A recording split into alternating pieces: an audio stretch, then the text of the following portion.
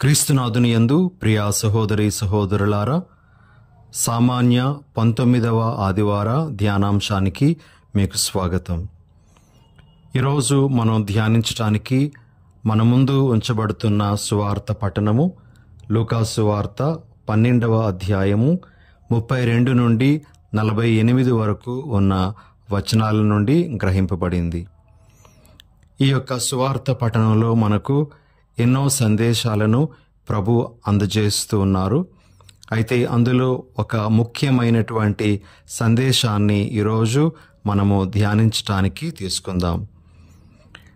ఈ ముఖ్యమైనటువంటి సందేశమే మరణానికి సిద్ధపాటు అనేటువంటిది. దీని గురించి కొంతసేపు ఈనాటి సువార్త పఠనాన్ని ఆధారంగా చేసుకొని మనము ధ్యానించుదాం. ఒకసారి ఒక యువకుడు ఒక ఋషి దగ్గరకు వెళ్ళి, గురువా, నేను మరణానికి ఎప్పటి నుండి సిద్ధపడాలి అని అడిగాడట. గురువుగారు ఏమీ తడుముకోకుండా, నీ మరణానికి ఒకరోజు ముందు నుండి నువ్వు సిద్ధపడు అని చెప్పారట. అప్పుడు ఆ యువకుడు, నేను ఎప్పుడు చనిపోతానో నాకు తెలియదు కదా, మరి నేను మరణానికి ఒకరోజు ముందు నుంచి సిద్ధపడడం ఎలా సాధ్యమవుతుంది అని అడుగుతాడు. అప్పుడు ఆ గురువుగారు వెంటనే, అలా అయితే ఈ రోజు నుండి నువ్వు సిద్ధపడు అని ఆ యువకుడికి చెప్పారట. ప్రియ సహోదరి సహోదరులారా, ఈ చిన్న కథ ద్వారా మరణానికి ఎల్లప్పుడూ సిద్ధపాటుతో ఉండాలి. మరణము మనకు ఎప్పుడు సంభవిస్తుందో మనకు తెలియనటువంటి స్థితిలో మనము ఉన్నాము అని మనము గ్రహించాలి. ఈరోజు మనం ఆలకించినటువంటి సువార్త పఠనంలో లూకా సువార్త 12వ అధ్యాయము 39వ వచనంలో మనము ఈ విధంగా చదువుతాం.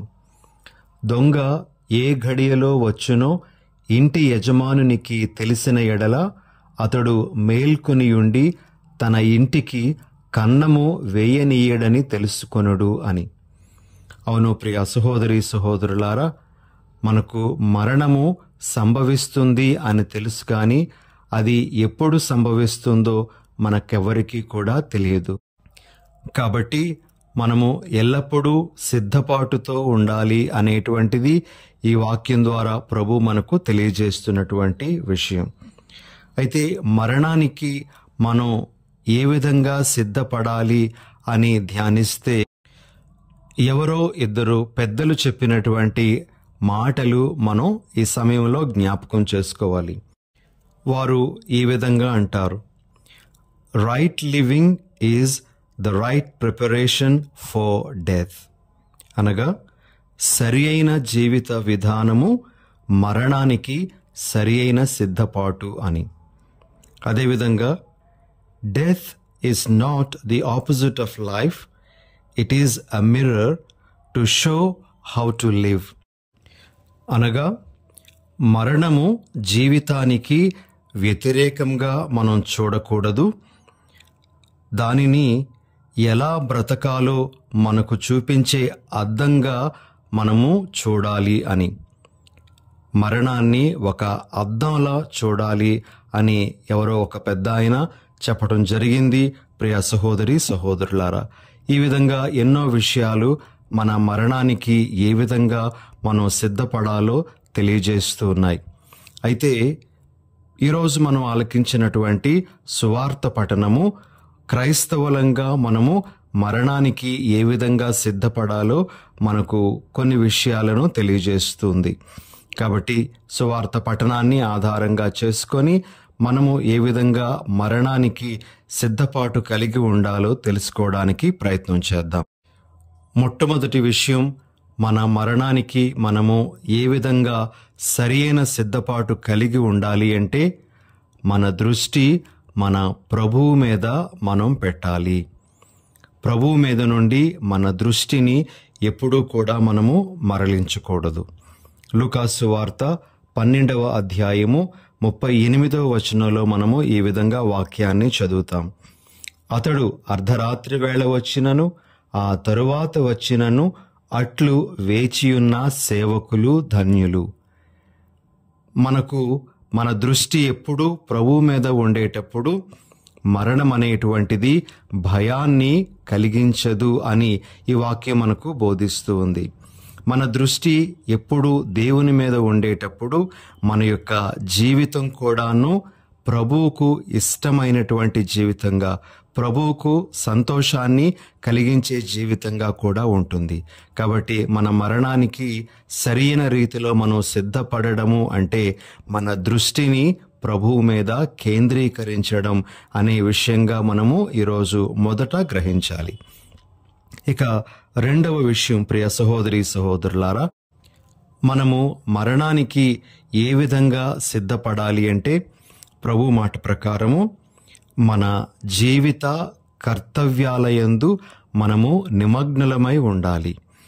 మనకు ఏ బాధ్యత అయితే అప్పగించబడిందో ఆ బాధ్యతను మనము నెరవేర్చుకుంటూ వెళ్ళాలి. ఇది సరిగా మన మరణానికి సిద్ధపడేటువంటి ఒక విషయంగా మనము గ్రహించాలి. లూకాసు వార్త 12వ అధ్యాయము 43వ వచనంలో మనము ఈ విధంగా చదువుతాం. యజమానుడు ఇంటికి తిరిగి వచ్చినప్పుడు తన కర్తవ్యమునందు నిమగ్నుడైన సేవకుడు ధన్యుడు. ప్రియ సహోదరి సహోదరులారా, ప్రభువు మన మరణ సమయంలో మన నుండి ఆశించేటువంటిది ఏమిటి అంటే మన యొక్క బాధ్యతలను, మన యొక్క కర్తవ్యాలను మనము ఏ విధంగా నిర్వహించుకుంటూ వచ్చాము అనేటువంటి దానినే ఆయన పరిశీలిస్తాడు. కాబట్టి మన కర్తవ్యాలు చిన్నవైనా పెద్దవైనా వాటిని మనం ఎలా నెరవేరుస్తూ ఉన్నాం, వాటి ఎడల మనకు ఎంత శ్రద్ధ ఉంది, ఎంత నిజాయితీతో మన కర్తవ్యాన్ని నిర్వహిస్తున్నాం అనేటువంటిది దేవునికి అవసరమైనటువంటి విషయంగా మనము ఈరోజు గ్రహించాలి. కాబట్టి మన కర్తవ్యాలలో మనం నిమగ్నులమై జీవిస్తూ ఉండగా అది సరైనటువంటి సిద్ధపాటుగా మనము ఈరోజు గ్రహించాలి. ప్రియమైన సహోదరి సహోదరులారా, కాబట్టి ఇవి రెండు ముఖ్యమైనటువంటి విషయాలు మన మరణానికి మనము సరిగా సిద్ధపడేటువంటి విధానాలుగా మన ముందు ప్రభు ఉంచుతూ ఉన్నారు.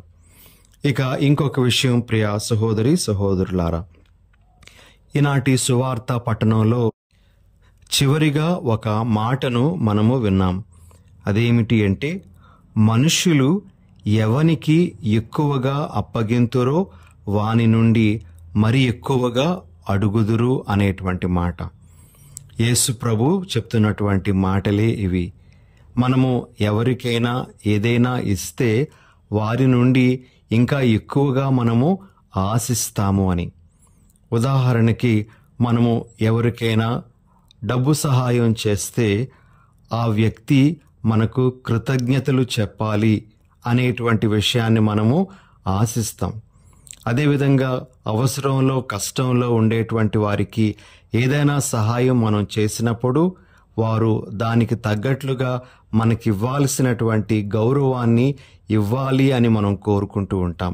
ఇలా మనము ఎవరికైతే ఏది ఇస్తామో దానికి తగ్గట్లుగా వారి నుండి ఆశించడం అనేటువంటిది చేస్తూ ఉంటాం. ప్రియ సహోదరి సహోదరులారా, ఇది మానవ సహజం, ఇది మానవ ప్రవృత్తి. మనము ఏదైనా సహాయం చేసినప్పుడు దానికి తగ్గట్లుగా మనము ప్రతిఫలాన్ని ఆశించడం. అయితే ప్రభు ఇదే విషయాన్ని ఒక సందర్భంగా ఎంచుకొని మనకు సందేశాన్ని ఇస్తూ ఉన్నాడు.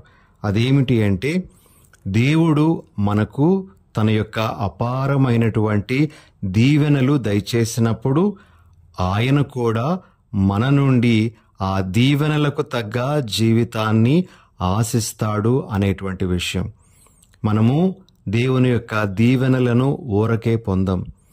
దేవుడు మనలను ఎన్నుకొని ప్రత్యేకమైనటువంటి దీవెనలు మనకు అనుగ్రహిస్తూ ఉన్నారు అంటే ఆ దీవెనలకు తగ్గ జీవితము మనలో ఉంది అని మనం నిరూపించుకోవాలి అని ప్రభు కోరుతూ ఉంటారు. ప్రియ సహోదరి సహోదరులారా, ఈ సందర్భంలో మనము ఒక విషయాన్ని గుర్తుంచుకోవాలి. మనము దేవుని యొక్క దీవెనలు పొందాము అనే విషయాన్ని గ్రహిస్తే మొట్టమొదటిగా మనం పొందినటువంటి దీవెనలకు లెక్క అప్పజెప్పాలి అనే విషయాన్ని మనం గుర్తుంచుకోవాలి. ఉదాహరణకు, దేవుడు మనకు సంపదలు అనేటువంటి దీవెన ఇచ్చాడనుకోండి. మనము అనేకమైనటువంటి ఆస్తిపాస్తులు సంపాదించుకోగలిగామనుకోండి. అది దేవుని యొక్క దీవెన. అయితే ఈ దీవెనకు తగ్గ లెక్కను మనం అప్పగించాలి అట. అనగా మనము ఆ ఆస్తిపాస్తులు కూడబెట్టుకున్న తర్వాత ఆ ఆస్తిపాస్తులను ఏ విధంగా మనము వినియోగించుకుంటున్నాం, ఆ డబ్బులను మనము సద్వినియోగపరుచుకుంటున్నామా లేదా దుర్వినియోగపరుస్తూ ఉన్నామా, ఆ డబ్బులను మనము అనవసరమైనటువంటి కార్యాల నిమిత్తము వెచ్చిస్తూ ఉన్నామా లేదా మంచి కార్యాల నిమిత్తము వెచ్చిస్తున్నామా, ఈ విషయంలో మనము దేవునికి లెక్క అప్పగించాలి. కాబట్టి మనం పొందినటువంటి దీవెనలకు మనము లెక్క అప్పగించాలి. అవి భౌతికమైన దీవెనలైనా ఆధ్యాత్మికమైన దీవెనలైనా వాటన్నింటికీ కూడా మనము సరైనటువంటి సమాధానము ప్రభువునకు చెప్పాలి. ప్రియమైన సహోదరి సహోదరులారా, అదేవిధంగా మనం పొందినటువంటి దీవెనలకు తగ్గట్లుగా మన జీవిత విధానం ఉండాలి అని కూడా మనము ఈరోజు గ్రహించాలి. అనగా మనం పొందినటువంటి ఆ దీవెనలు మన జీవితాన్ని పాజిటివ్గా ప్రభావితం చేసేటివిగా ఉండాలి.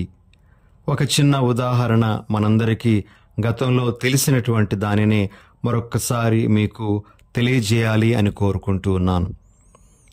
ప్రపంచ పరిధిలో మనము ఇచ్చేటువంటి గొప్ప పురస్కారాలలో నోబెల్ పురస్కారము అత్యున్నతమైనటువంటి స్థానంలో ఉంది అని మనకు తెలుసు. ఈ నోబెల్ పురస్కారాన్ని ఆల్ఫ్రెడ్ నోబెల్ అనేటువంటి వ్యక్తి, ఒక శాస్త్రవేత్త స్థాపించడం జరిగింది.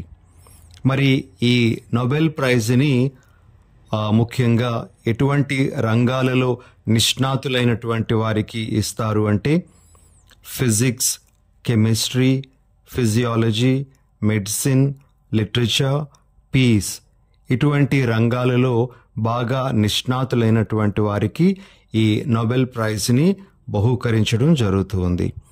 అయితే ఈ ఆల్ఫ్రెడ్ నోబెల్ ఈ యొక్క ప్రైజ్ని స్థాపించడానికి గల ఒక ముఖ్యమైనటువంటి కారణం ఏమిటి అంటే, ఒకసారి న్యూస్ పేపర్లో వాళ్ళ అన్నయ్య చనిపోతే అది ఆల్ఫ్రెడ్ నోబెలే చనిపోయారు అని తప్పుగా అర్థం చేసుకున్నటువంటి జర్నలిస్టులు అతని గురించి ఒక మాట రాయడం జరిగిందట. ఆ మాట ఏమిటి అంటే, the merchant of death is no more అనేటువంటి మాట. అంటే మరణ వ్యాపారి ఇక లేడు అనేటువంటి విషయాన్ని వారు రాశారట. ఆల్ఫ్రెడ్ నోబెల్కి మరణ వ్యాపారి అని వారు బిరుదివ్వడానికి గల కారణం ఏమిటంటే, ఆయన డైనమైట్ని కనిపెట్టాడు. అంతేకాకుండా పేలుడు పదార్థాలను కనిపెట్టినటువంటి వ్యక్తిగా కూడా ఆయనకు పేరుంది. ఈ పేలుడు పదార్థాల వలన చాలామంది మరణానికి ఇతడు కారకుడయ్యాడు అనేటువంటి భావంతో మర్చెంట్ ఆఫ్ డెత్ అని అతనికి వారు ఆ విధంగా బిరుదు ఇవ్వడం జరిగింది. నిజానికి మరణించింది తన అన్నయ్యే అయినప్పటికీ కూడా వారు తెలియక ఆల్ఫ్రెడ్ నోబెలే చనిపోయారేమో అనేటువంటి ఆ భావంతో ఆ మాటలు రాశారు. అప్పుడు ఆయనకు కనువిప్పు కలిగింది. తాను కనిపెట్టినటువంటిది ఏ విధంగా ఎంతమంది జీవితాలలో విషాదం నింపుతుందో, ఎన్ని కుటుంబాలకు అది బాధను మిగులుస్తుందో అతడు గ్రహించి తన ఆస్తిలో పెద్ద మొత్తాన్ని ఇలాంటి ప్రైజులు ఇవ్వడానికి కేటాయించడం జరిగింది. ప్రియా సహోదరి సహోదరులారా, ఇక్కడ మనము గుర్తించాల్సినటువంటి విషయం ఏమిటి అంటే, ఆల్ఫ్రెడ్ నోబెల్కి దేవుడు తెలివితేటలు అనేటువంటి దీవెన ఇచ్చాడు. అయితే ఆ దీవెనకు తగ్గట్టుగా అతడు తన జీవితాన్ని, తన తెలివితేటలను మంచి కోసం ఉపయోగించటానికి ప్రయత్నం చేయలేదు. తన ఆస్తిపాస్తులు కూడబెట్టుకోవడానికి అతడు ప్రజలకు నష్టం కలిగే విధంగా తన తెలివితేటలను వాడుకున్నాడు. అయితే ఈ తప్పును గ్రహించినటువంటి ఆల్ఫ్రెడ్ నోబెల్ దాన్ని సరిదిద్దుకున్నాడు. ప్రియమైన సహోదరి సహోదరులారా, ప్రభు ఈరోజు మనకు నేర్పిస్తున్నటువంటి విషయం ఏమిటి అంటే, మనం పొందినటువంటి దీవెనలు మనము ప్రభువుకు సంతోషం కలిగించే విధంగా వినియోగించుకుంటున్నామా లేదా అనే విషయాన్ని గుర్తించాలి అని ప్రభు మనకు ఈరోజు సందేశంగా అందజేస్తూ ఉన్నారు. కాబట్టి ఈ రెండు విషయాలను కూడా ఈరోజు మనం మనసులో పెట్టుకుందాం. మనుషులు ఎవనికి ఎక్కువగా అప్పగింతురో వాని నుండి మరీ ఎక్కువగా అడుగుదురు. దేవుడు కూడా మనకు తన దీవెనలు ఇచ్చేటప్పుడు ఆ దీవెనలకు మొట్టమొదటిగా లెక్క అడుగుతాడు. రెండవది, ఆ దీవెనలకు తగ్గట్టుగా మన జీవిత విధానం ఉందా లేదా అని పరిశీలిస్తాడు. మన జీవిత విధానము అందుకు తగ్గట్లుగా ఉన్నట్లయితే, మనము పొందినటువంటి దీవెనలకు మనము సరిగా లెక్క అప్పగించగలిగినట్లయితే, మరణం అనేటువంటిది మనకు ఏనాడు కూడా భీతిని కలిగించదు. మన మరణానికి మనం సంతోషంతో ఎదురు చూస్తాము. ప్రియ సహోదరి సహోదరులారా, మనకివ్వబడిన దీవెనలను మనం సరిగా వినియోగించుకోకపోతేనే మన మరణ సమయంలో మనకి భీతి, ఆందోళన, భయం అనేటువంటిది కలుగుతుంది. మరి ఈరోజు ఈ దివ్య బలిపూజలో పాల్గొంటున్నటువంటి మనము మరణానికి సరైనటువంటి సిద్ధపాటును కలిగి జీవించే వరాన్ని ప్రభు అనుగ్రహించాలి అని ప్రార్థన చేసుకుందాం. దయగల ప్రభువా, ప్రేమగల మా తండ్రి, మీ పరిశుద్ధ నామానికి స్తుతులు స్తోత్రాలు. ప్రభువా, ఈనాటి సువార్త పఠనం ద్వారా మీరు మాకు ఎన్నెన్నో విలువైన సందేశాలను అందజేస్తున్నారు. అందులో ముఖ్యంగా మా మరణానికి మేము ఏ విధంగా సిద్ధపడాలో మీరు మాకు తెలియజేస్తూ ఉన్నారు. ప్రభువా, మీకు వందనాలు, స్తుతి స్తోత్రాలు సమర్పిస్తూ మేము మా యొక్క జీవితాన్ని ఎల్లప్పుడూ మీ మీద కేంద్రీకరించుకుంటూ, మీ మీద మా దృష్టిని నిలుపుకుంటూ జీవించే భాగ్యాన్ని మాకు దయచేయండి. అదేవిధంగా మా జీవిత కర్తవ్యాలను మేము సక్రమంగా నిర్వహించేటువంటి వరాన్ని మాకు దయచేయండి. ప్రభువా, మేము పొందేటువంటి అన్ని దీవెనలకు లెక్క మీకు అప్పగించాలి అని, అదేవిధంగా మేము పొందిన దీవెనలకు అనుగుణంగా మా జీవితం ఉండాలి అని కూడా మీరు మాకు తెలియజేస్తూ ఉండగా, మా జీవితాన్ని ఆ విధంగా నడిపించుకునే భాగ్యాన్ని ప్రసాదించమని మీ పరిశుద్ధ నామమున అడిగి వేడుచున్నాము. ఆమెన్. పితా, పుత్ర, పవిత్రాత్మ నామమున ఆమెన్.